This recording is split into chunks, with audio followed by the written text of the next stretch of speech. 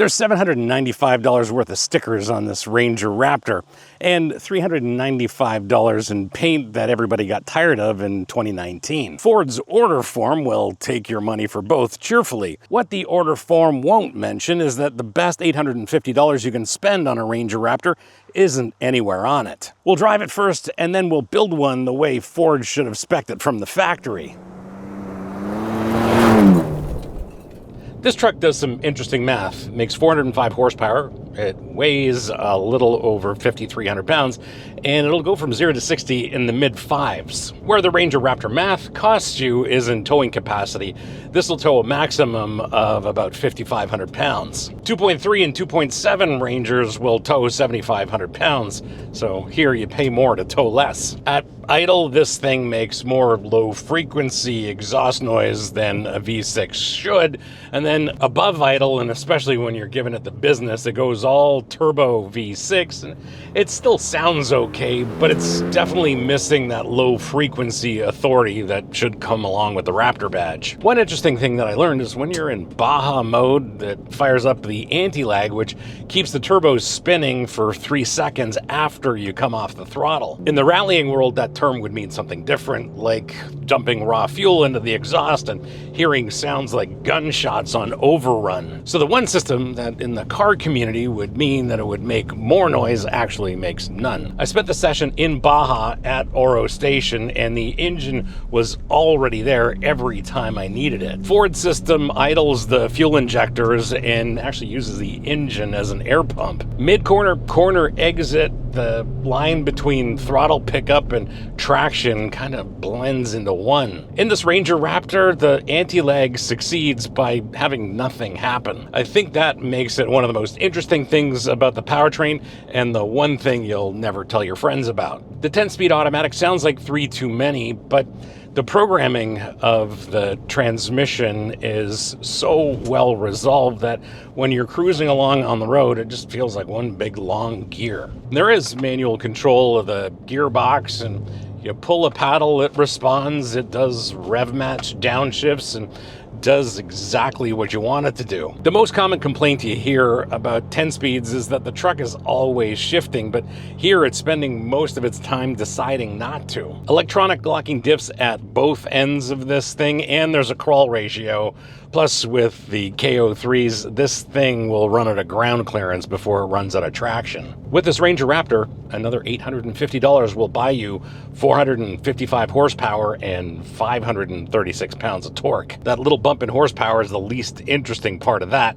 Ford's own chart puts calibrated torque above stock from just off idle, peaking at 536 around 3,000 RPM and holding above the stock plateau to about 4,500. Horsepower sells trucks, but it's torque that makes people love them. In case you haven't kept up, this is a Ranger Raptor. Ford will also sell you a Bronco Raptor, an F-150 Raptor, and a Raptor R. And you know, for some Ford dealers out there, the Raptor stops being a nameplate and starts being a dealership's entire personality. Speaking of dealers, this is what you need to know before you buy one of these. This truck is priced at $57,270 to start. This one's $58,940 as tested, and that's $395 for this paint option, $750 in graphics, and a $525 spray-in bedliner. Destination adds $1,895 on top of that. Note which one of those three options does anything. Ford charges $395 for this Avalanche paint. Now, marketing had Alabaster sitting right there, but chose to name the paint after a natural disaster. Subscribers will get notified when the next episode drops on YouTube. Everybody else leaves it to the algorithm.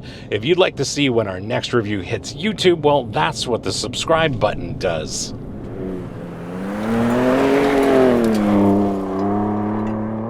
Consensus is that this is the best midsize truck on sale, and I don't disagree, but I'd rather get there by turning the electronics off. Ford gave this Raptor a quicker steering rack than other Rangers, and there are 4 different steering modes, and one of them you're not supposed to use on the road. The steering is fantastic in terms of its precision, especially around this truck's limits. There's an off-road steering mode that unlocks in off-road rock crawl and Baja, and the gap between all 4 is pretty narrow. You'd expect a 33-inch all-terrain tire to really not talk to you, but I don't know how they do it in this truck, but this tire actually reports in because I can dance with this truck on its limits all day long. The Raptor's turning circle is 43.3 feet. Every other Ranger is 42.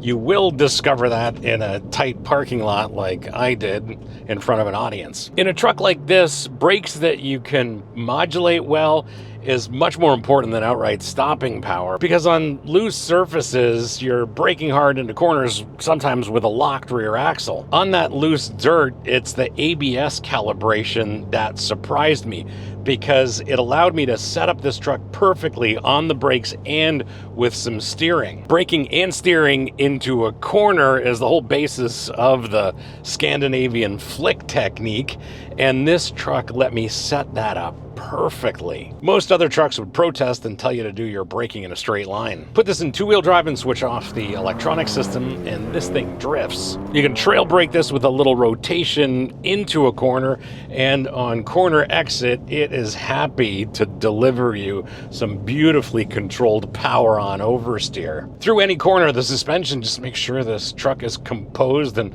holds its attitude, and the fact that this has 10 inches of ground clearance and is carrying almost 5,400 pounds doesn't seem to bother the suspension at all. Now, Baja mode is four-wheel drive, and it still delivers that same behavior on corner entry, but with more traction on the way out of the corner. And yes, on loose surfaces, it'll still push a little bit if you get greedy with your throttle inputs. And for most of this fun dirt session, I left the truck in Baja with the rear locker open. There are 3 settings for the shocks, and it seems like the stiffest one is the best one for pavement. With adjustable dampers, that's usually not how it goes. Sport just does a fantastic job of the road, ensuring that this thing corners as flat as possible while still maintaining excellent wheel control. Now, the reason this truck behaves so well has everything to do with the rear axle. Most trucks use a panhard bar which swings on an arc, so the axle steps sideways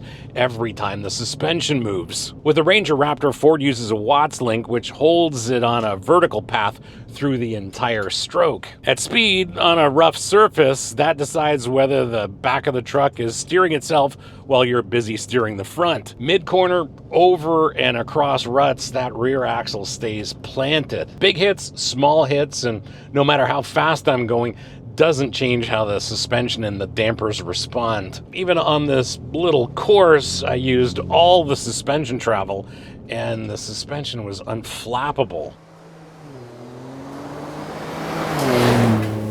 Ergonomically, I do have one problem. It's the shifter. I do not like it, and one of the reasons is the control weights do not match anything in this cabin. On top of that, the way it functions just doesn't make sense, especially in a performance-oriented truck. This is the tell. After a week, I'm still finding neutral when I want drive and park when I want reverse. Plus, I'm always pushing the manual button on the left side of the lever. The button that allows you to move the shifter is here at the front, and the manual button is where your thumb naturally rests. It just doesn't make any sense. Everything else in this cabin is right. We've got buttons and dials for climate controls. We actually have a volume knob, and the way the screen works, the way the screen displays information is absolutely perfect. And then Ford put something with the feel and actuation of a light switch where the gear selector goes. If you were expecting a more premium interior, well, you're not getting it here, because what Ford did is they spent all the money on all of the systems and all of the bits that make this truck work so well. Where this Ranger Raptor costs you is at the fuel pump. If I'm well behaved, I could probably get about 15 miles per gallon, but as you've seen in this episode, I have not been well behaved, and my actual mileage for this week is averaging near 10. Where this Ranger Raptor wins is in its form factor. Yes, it's a little bit wider than a regular Ranger, but it's narrower than an F-150 Raptor and certainly much shorter. So for me, living in a big city, this is very easy to live with. If this episode gave you something that you didn't get from a brochure or a press release, hit like. It tells YouTube to share this episode with other people like you interested in an episode like this. Takes just a second. Ranger Raptor owners on the whole are delighted, but their complaints are specific enough that they're worth your time. First, the driver's seat wrinkles. No, it's not on every truck, but on enough of them that dealers have replaced the leather seat covers and the replacements wrinkle the same way. Owners also keep a running list of delivery faults, mostly hood latches pulled out of alignment and uneven panel gaps. Inspect your truck before you take delivery. To be clear, I experienced none of these things during my week with this Ranger Raptor. Owners on 2 separate truck forums report their trucks changing drive modes without being asked. Into Baja while moving on unmodified trucks. No one is pinned down why, and plenty of high mileage owners have never seen it. It may be worth asking your dealer whether the software on your truck is current. And the complaint that surfaced more than any other on a $57,000 truck: no ventilated seats, and you can't option them. And that calibration that we talked about earlier, well, on the forums, that's the first thing owners will tell you to buy. If you own one of these or have some quality seat time behind the wheel of one of these, let me know in the comments what I got right and what I got wrong, because real world owner experiences are much more valuable than anything I can learn in a week-long press loan, and I always read those comments.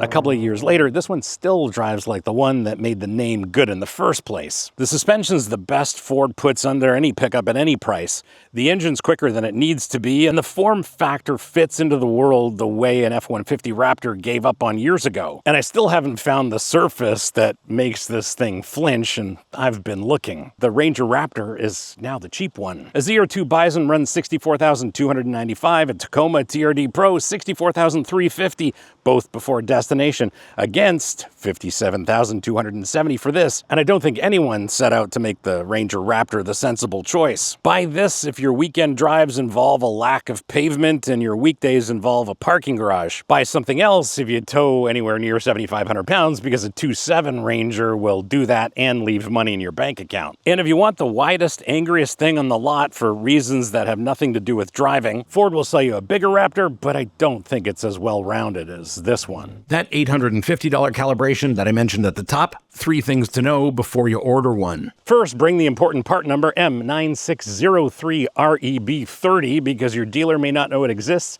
and it isn't on any order form. Second, it's VIN-locked, non-transferable, and non-returnable. It belongs to the truck permanently, so it goes with the truck to the next owner. Non-transferably, of course. Third, for 2026, the calibration is not available on California vehicles. No, that's not a rumor. That's direct from Ford Performance. Here's what you do. You order this in shadow black paint, which doesn't cost you anything extra, or you order it in shelter green, which is very attractive. It does cost you $395, but it's the only color you can't get on any other Ranger. And don't tick the box on the Raptor graphics. I'm not 12 years old. And skip the beadlock capable wheels unless you frequently drive on terrain that requires you to air down into single digits. Yes, they're beadlock capable because they're not beadlocks until you buy the actual part that makes them beadlocks. Put your savings into that $850 calibration, 455 horsepower, 536 pounds of torque. It's installed at the dealer and warranted for 3 years or 36,000 miles from the in-service date of your truck. And be sure you understand that warranty versus your truck's powertrain warranty. And sure, that shifter may annoy you, but it's probably the only thing that's going to annoy you, because the rest of this truck is so good. That's the Ranger Raptor. Subscribe if you want to see more episodes like this. Don't if you don't. Comments are open if you disagree. And if you'd like to help fund more episodes like this, the link to the merch store is here. See you on the next one.